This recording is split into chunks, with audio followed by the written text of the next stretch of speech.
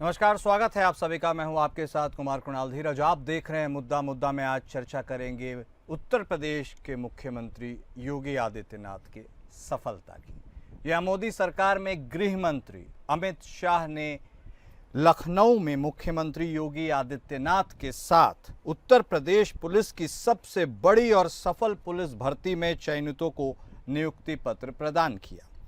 Defence expo ground में आयोजित कार्यक्रम में गृह मंत्री अमित शाह और योगी आदित्यनाथ ने चयनितों को संबोधित किया। गृह मंत्री अमित शाह ने इस अवसर पर कहा कि योगी आदित्यनाथ देश के सबसे सफल मुख्यमंत्री हैं। उन्होंने प्रदेश की सत्ता संभालने के बाद इसका कायापलट कर दिया है। प्रधानमंत्री नरेंद्र मोदी ने 2014 से देश को संभाला तो योगी आदित्यनाथ ने 2017 से उत्तर प्रदेश को सजाया और संवारा। उत्तर प्रदेश आज देश का पावर हाउस है। अमित शाह ने कहा कि अब उत्तर प्रदेश में भर्ती में एक पाई की रिश्वत नहीं देनी पड़ती है, सभी का चयन योग्यता के आधार पर होता है और उत्तर प्रदेश पुलिस की भर्ती में भी योग्यता के आधार पर बिना भेदभाव के अभ्यर्थियों का चयन किया गया है। 12,000 बेटियों ने भी पुलिस विभाग में अपनी जगह बनाई है। अब उत्तर प्रदेश में जाति नहीं, काबिलियत देखकर चयन होता है। युवाओं को पारदर्शी व्यवस्था से सरकारी नौकरियां मिल रही हैं। यूपी का पुलिस बल आज देश का सबसे बड़ा और सशक्त बल है। योगी आदित्यनाथ सरकार ने पारदर्शिता और ईमानदारी से युवाओं का भरोसा जीत लिया है। अमित शाह ने कहा कि यूपी में अब गुंडों का फरमान नहीं चलता। वर्ष 2017 के बाद से कानून व्यवस्था में बड़ा सुधार हुआ है। अब न तो यहाँ पर्ची चलती है, न ही फर्जीवाड़ा होता है। पुलिस में भर्ती अब योग्यता के आधार पर ही होता है। इसी कारण 2017 के बाद यूपी में कानून व्यवस्था सुधरी है। गृह मंत्री ने कहा कि यूपी में अब गुंडे बेलगाम नहीं है, यहाँ पर तो कानून का राज है। साफ तौर पर केंद्रीय गृह मंत्री अमित शाह ने यह बातें की हैं उत्तर प्रदेश के मुख्यमंत्री योगी आदित्यनाथ की प्रशंसा में, वह भी उत्तर प्रदेश की राजधानी लखनऊ में। मौका था आरक्षियों के बीच नियुक्ति पत्र बांटना। नवनियुक्त यह आरक्षी हैं, 60,000 के आसपास इनकी संख्या है। इतनी बड़ी संख्या में आरक्षियों की भर्ती हुई है और यह जो पूरी चयन प्रक्रिया हुई है उसके बारे में यह दावा किया गया है केंद्रीय गृह मंत्री अमित शाह की तरफ से कि बिल्कुल पारदर्शी तरीके से हुआ है। न खर्ची न पर्ची, कुछ भी नहीं चला है। जो डिजर्व करता है वही इस पूरे प्रोग्राम में चयनित भी हुआ है। ऐसे में 12,000 बेटियों ने भी इस परीक्षा को पास किया है और वह उत्तर प्रदेश पुलिस में अपनी सेवा देंगी। ऐसे में महिला सशक्तिकरण की तरफ भी इशारा था।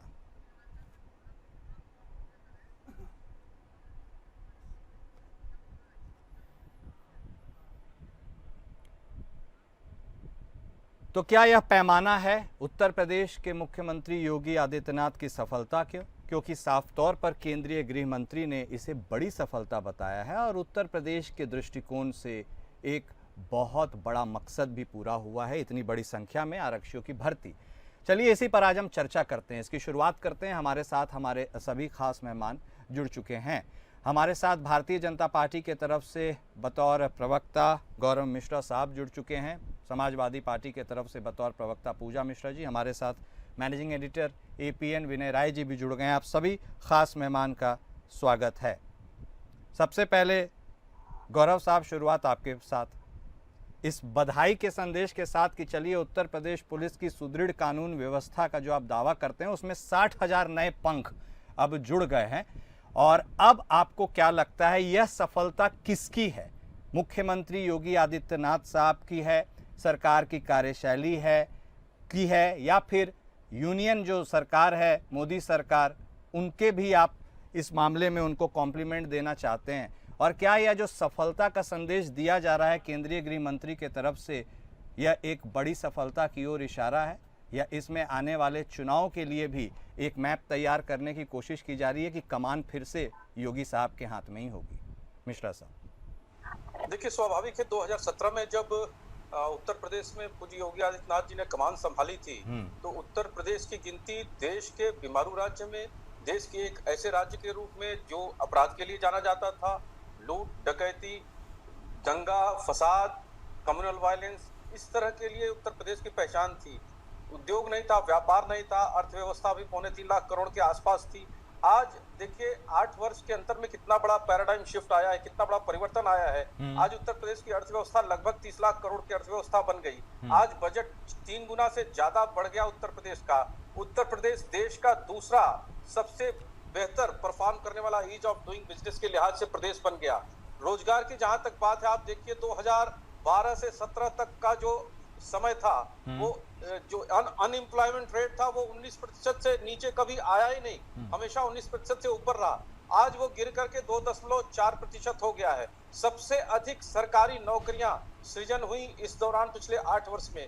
लगभग 8 लाख से ज्यादा, 8,50,000 से ज्यादा प्रत्यक्ष सीधे तौर पर सभी विभागों में एक एक नौकरी को आप चेक कर सकते हैं, जांच कर सकते हैं जिनकी भर्तियां हुई हैं। इसके अलावा इनडायरेक्ट एम्प्लॉयमेंट, रोजगार सृजन के जो कार्यक्रम केंद्र के चल रहे हैं और जो राज्य के चल रहे हैं, उनके माध्यम से भी लगभग 1.5 करोड़ से ज्यादा रोजगार सृजन हुए। और जो इन्वेस्टमेंट उत्तर प्रदेश में हुआ ग्राउंड ब्रेकिंग सेरेमनी के माध्यम से 15 लाख करोड़ का ऑपरेशनल हो चुका है प्रोजेक्ट, जिसमें 1.5 करोड़ से ज्यादा, लगभग 2.25 करोड़ के आसपास रोजगार सृजन उसमें हुआ। और अभी 10 लाख करोड़ के आसपास का प्रोजेक्ट ऑपरेशनल होने वाला है बहुत जल्दी। आप देखिए बहुत बड़ी संख्या में उत्तर प्रदेश के युवा जो पलायित होते थे वो पलायन रुका है। इंफ्रास्ट्रक्चर उत्तर प्रदेश का विश्व स्तरीय बना है। एक्सप्रेसवे उत्तर प्रदेश में सर्वाधिक बने हैं, लॉजिस्टिक्स हब सर्वाधिक बने हैं, एयरपोर्ट सर्वाधिक बने हैं, मेट्रो सबसे ज्यादा बने हैं। तो आज उत्तर प्रदेश की पहचान देश के ग्रोथ इंजन के रूप में हो रही है। उसका श्रेय अगर सबसे ज्यादा किसी को जाता है तो निश्चित रूप से उत्तर प्रदेश के मुख्यमंत्री और केंद्र की चल रही भारतीय जनता पार्टी की सरकार और कुशल नेतृत्व प्रधानमंत्री मोदी जी के नेतृत्व में, अमित शाह जी के सामंजस्य के द्वारा, और हमारा जो संगठन है भारतीय जनता पार्टी का, जिस तरह से जनता के बीच में इन सब कार्यक्रमों के मॉनिटरिंग के लिए और उनके सफल वितरण के लिए जो कार्यक्रम आते रहते हैं, सबका योगदान है। सभी इकाइयां इसमें अपना अमूलचूल योगदान देती हैं और इसका श्रेय सभी को जाता है। और आज उत्तर प्रदेश का जो नाम हो रहा है वो इन सभी प्रयासों के कारण ही ये संभव हो सका। मिश्रा साहब, काउंटलेस अचीवमेंट्स का आपने जिक्र तो कर दिया, लेकिन भ्रष्टाचार के ऊपर आपने स्पेसिफिकली कहा कि अब बहुत पारदर्शी तरीके से चीजें होती है। ये कहने का जरूरत आपको इसलिए पड़ा क्योंकि यही परीक्षा थी जिसमें कदाचार हुआ था, पेपर लीक हुआ था, और उस वक्त आपके सरकार की किरकिरी भी हुई थी कुछ हद तक, विपक्ष ने तो निशाना साधा ही था। क्या डैमेज कंट्रोल करने के बाद ये इंश्योर किया गया कि ये सारी चीजें बिल्कुल ट्रांसपेरेंसी के साथ होंगी, सिर्फ इसके लिए नहीं, इस परीक्षा के लिए नहीं, लेकिन आगे भी जो भी होंगी?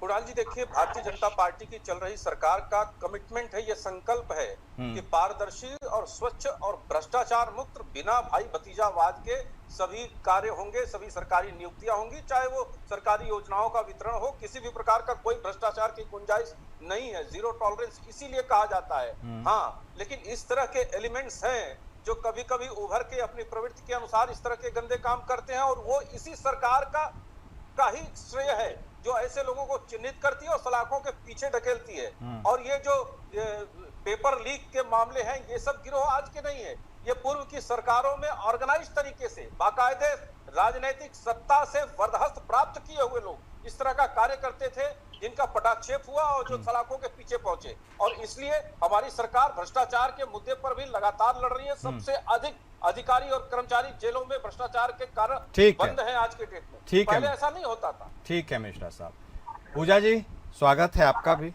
अब रुख आप ही का करते हैं। देखिए, ऐसे तो भारतीय जनता पार्टी हमेशा से विपक्ष के अतीत के पन्नों को टटोलती है। इस बार भी भ्रष्टाचार वाले मुद्दे पर आप ही के ऊपर कहा गया है टारगेट कि आप लोगों ने जैसा छोड़ा था हम लोगों ने उसे रेक्टिफाई किया, अब चीजें दुरुस्त कर दी गई। ऐसे में आपको लगता है कि आपने जिस तरह से उत्तर प्रदेश को छोड़ा था, क्या वह उत्तर प्रदेश इतना निष्क्रिय था कि उसे सक्रिय करने में इतना वक्त लग गया? आप ये जो दोषारोपण होता है उसे कैसे देखती हैं? आपको नमस्कार और साथी प्रवक्ता को भी मेरा नमस्कार। और जो भी पहले भाजपा के प्रवक्ता झूठ बोले जा रहे थे, मैं उसको क्लैरिफाई कर देती हूँ। इन्होंने बोला कि समाजवादी पार्टी गवर्नमेंट में जो अनएम्प्लॉयमेंट रेट थी वो जो है 19%, पहले तो 19% नहीं थी। CMIE होता है, ये मंथली जो है देखती है कि अनएम्प्लॉयमेंट रेट क्या होती है। तो 2016 में मई से अगस्त 2 महीने अनएम्प्लॉयमेंट रेट ऑलमोस्ट जो है 17 के जो है हाईएस्ट पीक पे पहुंची हुई, पर उसके पहले उसके आगे नहीं थी। आप उसी को उठा करके देखते हैं। और अगर PLF से चले जाएंगे तो अनएम्प्लॉयमेंट रेट 5.2% थी 2016 और 17 की मैं बात कर लूँ तो आपकी गवर्नमेंट आने से पहले, जो कि आपने 2018 में 6.2 कर रखा हुआ था, उसके बाद में और बढ़ा हुआ था। अगर आप PMI से चले जाएंगे तो न जाने कितने मंथ में आपके यहाँ पे जो है अनएम्प्लॉयमेंट आपकी गवर्नमेंट में पीक पे पहुंचा होगा। ठीक है, तो ये बिल्कुल क्लियर बात रहनी चाहिए कि अनएम्प्लॉयमेंट आप कहाँ से उठा करके रेट की बात कर रहे होते हैं। हवा में से मुख्यमंत्री जी आते हैं, वो तीर मार देते हैं, वैसे प्रवक्ता लोग भी तीर मार रहे होते हैं हवा में। उसके बाद में आ जाते हैं, इन्होंने बोला कि हमने जो है सरकारी नौकरियों का सृजन किया है। कहाँ सृजन किया है? आपने जो है 1.29 लाख जो शिक्षक के लिए वैकेंसी थी, जो रिक्त पद थे, उनको रद्द कर दिया। 1.39 लाख जो है अभी भी शिक्षक पद के रिक्त है, उनके लिए आप वैकेंसी नहीं निकाल रहे हैं। आपने कोई एग्जाम क्लियर नहीं करा। भ्रष्टाचार की बात कर रहे हैं, अभिषेक IAS को आप नहीं जानते हैं क्या? आपको पता ही होगा कि अभिषेक IAS को जो है अभी भी ढूंढा जा रहा है। अगर यहाँ पे जो है 200 करोड़ का अगर कोई कंपनी आ रही है तो उसको नहीं मिलेगी, जो है लगाने के लिए, कंपनी बनाने के लिए टाइम नहीं मिलेगा, उसको 5-6 साल लग जाएंगे ये उसको पास कराने में। अगर वहीं पे 12,000 और 15,000 की आ रही तो तुरंत मिल जाती है, क्योंकि उसको घोटाला करना आसान पड़ता है ना, कि आप अगर 20% ले रहे हैं तो उसमें 200 करोड़ 500 करोड़ तो आराम से सरकार के हक में चली जाती है। उसके बाद में पुलिस भर्ती की बात कर ली जाए तो अभी जो 31 मई की जो न्यूज है, 31 का ये 6 जून की जो न्यूज है, तो 24,000 वैकेंट सीटें अभी पुलिस विभाग में है। और आपने ये पुलिस विभाग की जो है क्रिएट नहीं किया हुआ है, ये पहले से थी कि आपको वही भरना था। अभी 24,000 है, उसको भी आपको भरना है। आपने जो एम्प्लॉयमेंट के नाम पे भी कह रहे हैं कि 8 लाख लोगों को एम्प्लॉयमेंट दिया, कैसे दिया? 8 लाख लोगों में तो 1,36,000 तो वही हो गए जो शिक्षा में थे, जिनको इन्होंने बाहर का रास्ता दिखाया था, उसके बाद में दोबारा लिया, उसको भी एम्प्लॉयमेंट में काउंट करते हैं। पहले क्या होता था कि जो संविदा पे हुआ करते थे उनको एज ए कि हमने एम्प्लॉयमेंट उसमें काउंट नहीं किया जाता था। अब जो संविदा पे है उनको भी ये काउंट करते हैं कि एम्प्लॉयमेंट दिया गया। उन सबको मिलाकर के ये 8 लाख कह रहे हैं, बाकी जो युवा है उनको बेरोजगार करके छोड़ दिया हुआ है। आप ही के डिबेट में मैंने कहा था कि PGT का एग्जाम इन्होंने 2022 में फॉर्म भराया था और 17-18 तारीख को होना, पता नहीं होगा कि नहीं होगा। आपको पता है कि नहीं हो रहा है, कह रहे हैं कि अगस्त के लास्ट में हो गया, वो भी ईश्वर मालिक है। TGT का भी यही हालात है, टेट का भी यही हालात है। अभी भी छात्र सड़कों पर कर करके प्रोटेस्ट कर रहे हैं। ये बेरोजगार लोग हैं कौन? इन्होंने बोला कि जो पहले बाहर जाया करते थे जॉब करने के लिए, उत्तर प्रदेश के 10 लाख लोग अभी भी बाहर जॉब कर रहे हैं। हाईएस्ट संख्या है बाहर जॉब करने वालों की। तो ये कहाँ से आप जॉब यहाँ पे दे रहे हैं? जो लंबित भर्तियां हैं वो तो आप पूरा कर नहीं रहे हैं। और जहां तक बात रही की करप्शन की, तो आपको भी पता होगा कि इन्होंने विधानसभा में RO की भर्ती कराई थी, उसमें इलाहाबाद हाईकोर्ट पूछ रहा है कि 2 लाख लोग आवेदन करते हैं अगेंस्ट 80 सीटें, और अगेंस्ट 80 सीटों में आपको 36 VVIP के रिश्तेदार मिल जाते हैं। ये कितना कोइंसिडेंस कैसे हो जा रहा है? 69,000 भर्ती अभी तक क्लियर नहीं हो पाई, जिसको मुख्यमंत्री मीटिंग करते हैं, कहते हैं 24 घंटे में हम कर देंगे। ये कर क्या रहे हैं? जो रेगुलर भर्तियां है, जैसे कि होनी थी JNU में रेगुलर भर्तियां होनी थी, तो JNV की जो भर्तियां छात्र निकाले हुए थे उनको इन्होंने होल्ड पे रख करके रोजगार मेला लगा करके दिया कि आप लीजिए ज्वाइनिंग लेटर दीजिए। क्योंकि हम लोग को जानते, मैं बहुत सारे जूनियर एग्जाम क्लियर किया था, हमने बोला क्या होगा तुम्हारी ज्वाइनिंग लेटर नहीं आई, बोले नहीं अब दूसरे रोजगार मेला में हमें मिलेगा।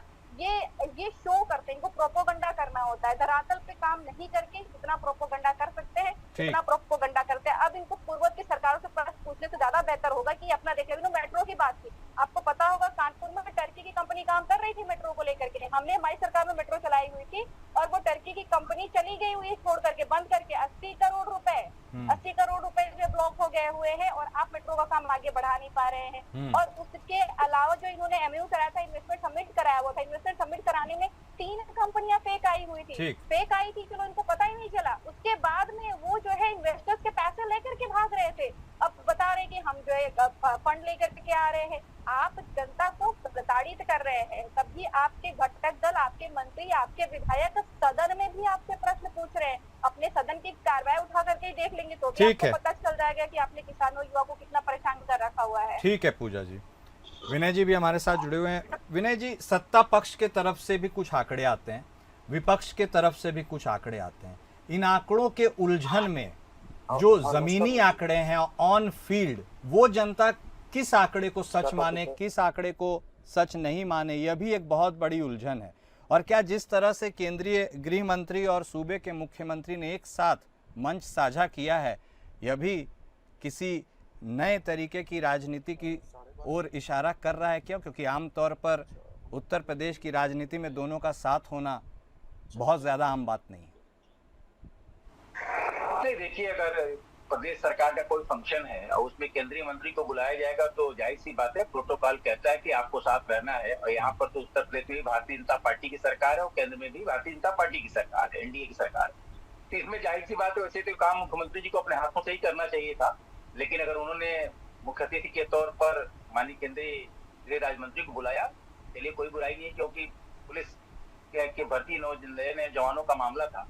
लेकिन मैं इतना जरूर कहूंगा कि कल सिर्फ उस कार्यक्रम में मोदी जी की तारीफ नहीं हुई है और योगी जी, अगर मोदी जी की नीतियों की बात हुई है तो अमित शाह जी ने योगी जी के कामों की भी तारीफ की है। लेकिन साथ साथ में उन्होंने एक चीज और कह दिया कि हमारे मित्र केशव प्रसाद मौर्य जी, जिसकी भी चर्चा उत्तर प्रदेश में बड़े जोरों पर है।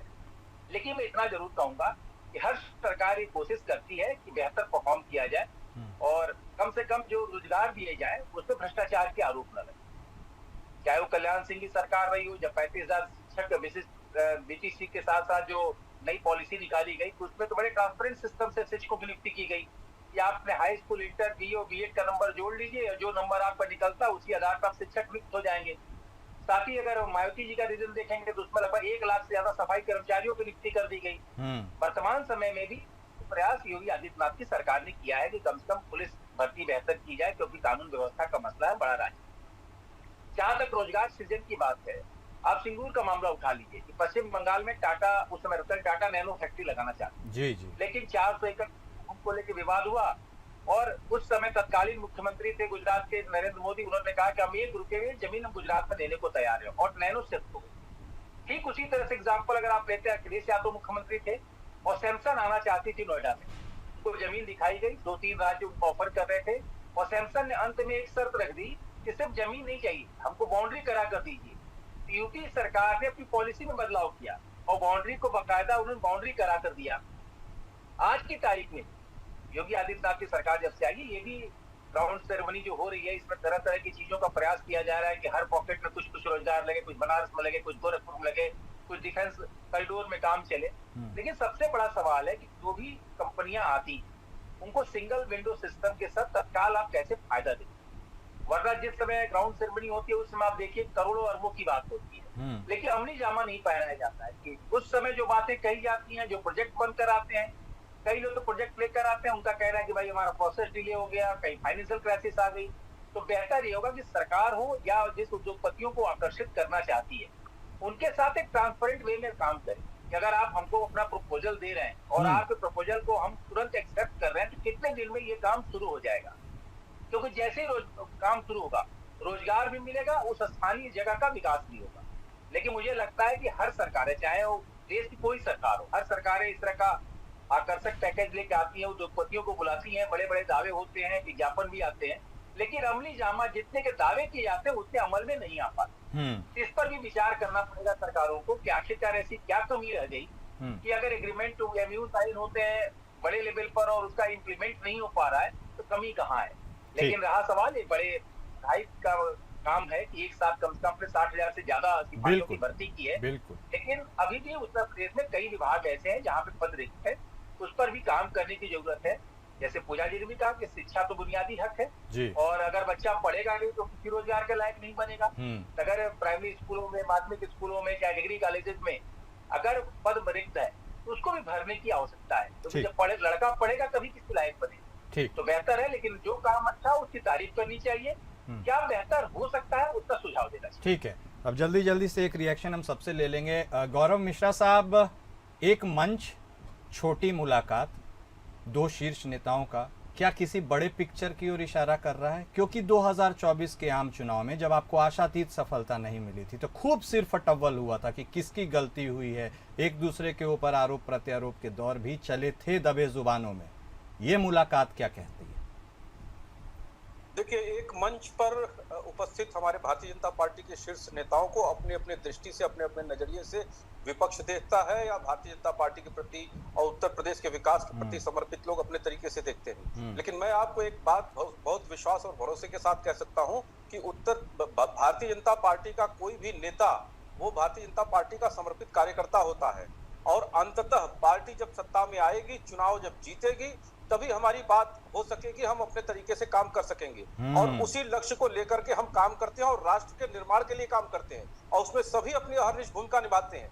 इसमें किसी भी प्रकार का दीवार खड़ा करके देखना, उसमें पर्देबाजी करना, इस तरह का छिद्रान्वेषण विपक्ष करता है, करता रहे, उसका कोई फर्क नहीं पड़ता है। लेकिन आपको आने वाले चुनाव में भी वही परिणाम देखेंगे जिस तरह से हमने पिछले चुनाव में परिणाम दिखाए हैं, चाहे वो 2014 से लेके अब तक के सारे परिणाम देख लीजिए, राज्यों के हो चाहे केंद्र के हो, वो जनता का जो भरोसा और जो विश्वास भाजपा के प्रति है वही कायम रहेगा और उसमें सबकी ताकत, सबकी भूमिका निहित रहेगी। ठीक है मिश्रा साहब।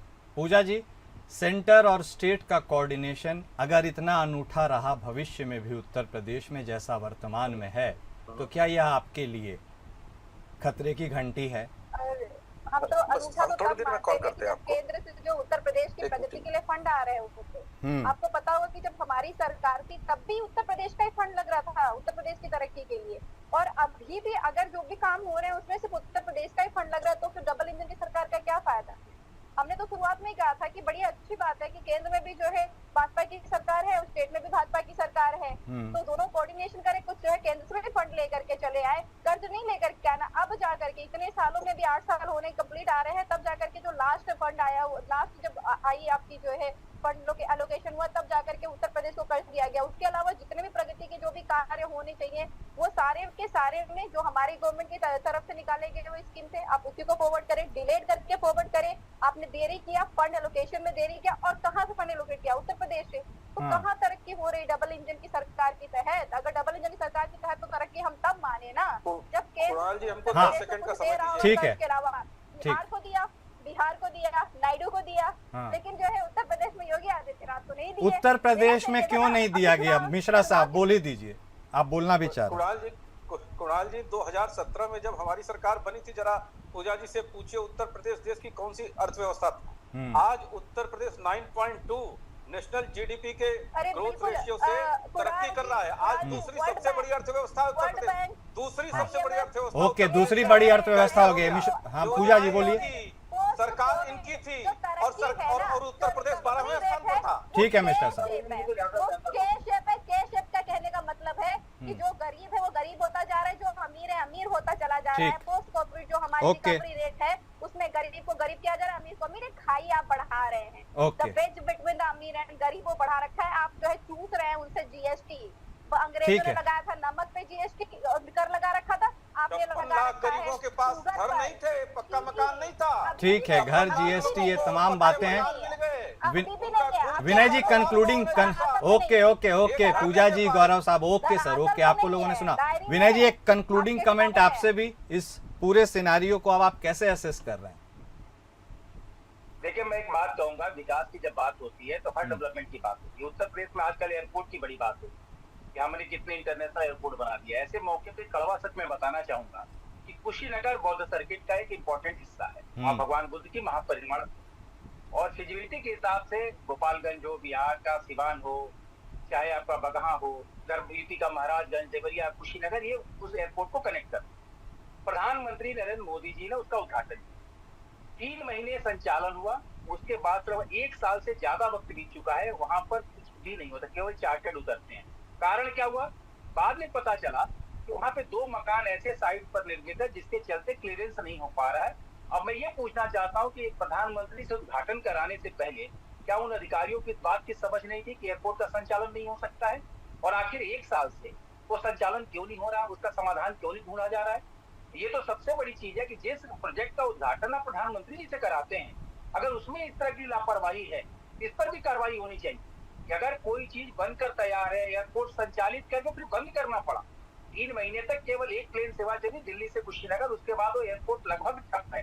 केवल विशेष विमान जो जाते हैं उनके लिए उसका संचालन होता है। तो मेरा कहना है कि कोई प्रोजेक्ट की शुरुआत हो, किसी भी चीज की शुरुआत हो, लेकिन ये जरूर ध्यान रखा जाए कि उसको समयबद्ध तरीके से कैसे पूरा किया जाएगा। ऐसा तो नहीं है कि कुछ काम शुरू होकर बीच में फिर उसमें विवाद में उसको उलझा दिया जाएगा, वरना 2 घर अगर हटना है तो या तो मुआवजा दिखाइए या तो उसका समाधान निकालिए। नहीं, आपने बहुत इंपॉर्टेंट बात कही है गौरव साहब, यह विचारणीय बात है। क्या इस पर कोई कार्रवाई होगी?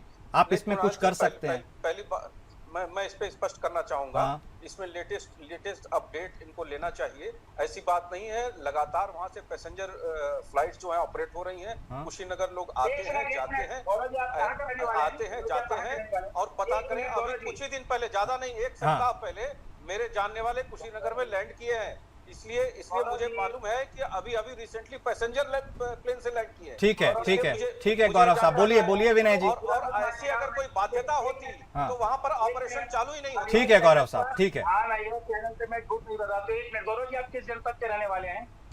आप छोड़िए ना किस जनपद के रहने वाले, लेकिन कुशीनगर के बारे में अच्छी तरह हम जानते हैं, अच्छी तरह हम जानते हैं। अब मैं जान रहा हूँ ना, मैं बता रहा हूँ आपको, मैं आपको बता रहा हूँ, अगर ऐसा कोई ऑब्स्टेकल होता तो एयर सर्विस शुरू ही नहीं होती, एयर सर्विस शुरू ही नहीं होती, एयर सर्विस शुरू ही नहीं होती, वहां पर विमानन सेवा शुरू ही नहीं होती। बात सच बोल रहा है तो कोई दो राय नहीं है, क्योंकि एक ही कारण होता है, जब पैसेंजर नहीं मिलते हैं। ठीक है, पब्लिक पैसेंजर नहीं मिलते हैं तो ऑपरेट नहीं करती है प्राइवेट। ठीक है मिश्रा साहब, लेकिन मान लीजिए यदि पता नहीं है, मैं चाहूंगा सुनिए, मैं चाहूंगा कि दोबारा गौरव जी को जोड़िए। मैं अपने रिपोर्टर को एयरपोर्ट पे कल खड़ा करने वाला हूँ, वहां से लाइव कराऊंगा। अब बिल्कुल कराइए। कुशीनगर का मैं रहने वाला हूँ और उसमें आपको साथ साथ कल मैं डीएम की बाइट भी पेश करवाता हूँ, वहाँ के प्रशासन की बाइट कराता हूँ।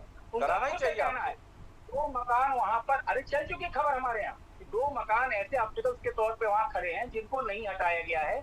जब तक वो नहीं हटेंगे तब तक सिविल एविएशन उसकी परमिशन नहीं देगा उस रनवे पे फ्लाइट को लेकर। ठीक है गौरव साहब, ये तो जनहित की चीजें है सर। एक बड़ा दिल दिखाते हुए यदि कोई त्रुटि है भी तो उसे रेक्टिफाई करने में क्या जाता है सर? जो समस्या बता रहे हैं वो समस्या हो सकती है, हाँ। लेकिन अगर ऐसी कोई समस्या है जिसकी वजह से ऑपरेट ही नहीं हो सकती, हाँ। तो वो सेवा स्टार्ट ही नहीं होती, हाँ, वो चलती ही नहीं, वो शुरू ही नहीं होती। ठीक है, लेकिन फिर भी एक बार चूंकि जनहित से जुड़ी बातें हैं, ये चीजें देख ली जाएं यदि तो जनता को ही फायदा होगा, यही उम्मीद है। चलने वाली गाड़ी है, कहीं भी ले जाकर अगला अपॉइंटमेंट किसी मुद्दा में, ठीक है, कल कहिए तो क्या रिकॉर्ड हो जाएगा। चलिए ठीक है, चलिए ठीक है, वक्त इतने की इजाजत देता है। बहुत धन्यवाद आप सभी खास मेहमान का इस चर्चा में शामिल होने के लिए। तो योगी कितने सफल है, असली आकलन तो जनता को ही करना है और 27 अब निकट भी है। अब देखिए जनता इस बार किस पर विश्वास करती है। मुद्दा में आज बस इतना ही। नमस्कार।